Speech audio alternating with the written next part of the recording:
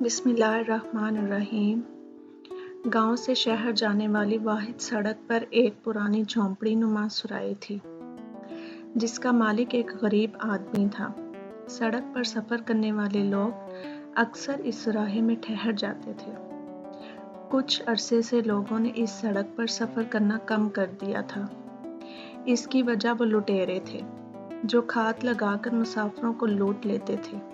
سرائے کا مالک بہت پریشان تھا۔ گاؤں میں بھی خوف و ہراس پھیلا ہوا تھا۔ انہی دنوں ایک مسافر گاؤں آیا۔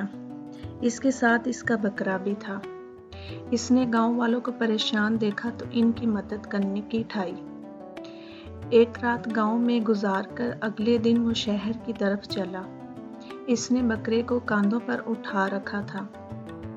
کچھ لوگ درخت کے پیچھے سے اسے دیکھ رہے تھے۔ جو ہی وہ سرائے سے کچھ آگے نکلا اس نے محسوس کیا کچھ لوگ اس کا پیچھا کر رہے ہیں۔ وہ چوکنا ہو گیا۔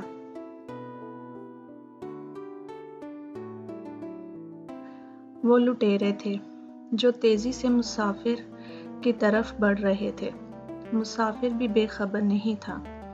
اس نے بکرے کو زمین پر چھوڑا اور بھاگ کھڑا ہوا، لیکن کچھ دور جا کر رک گیا۔ لٹیروں نے ایک زوردار کہکا لگایا اور بکرے کو پکڑنے کے لیے آگے بڑھے۔ بکرا 2 قدم پیچھے کی طرف ہٹا اور سر جھکا کر تیزی سے ایک لٹیرے کے پیٹ میں ٹکر مار دی۔ وہ الٹ کر گرا اور چیخیں جلانے لگا۔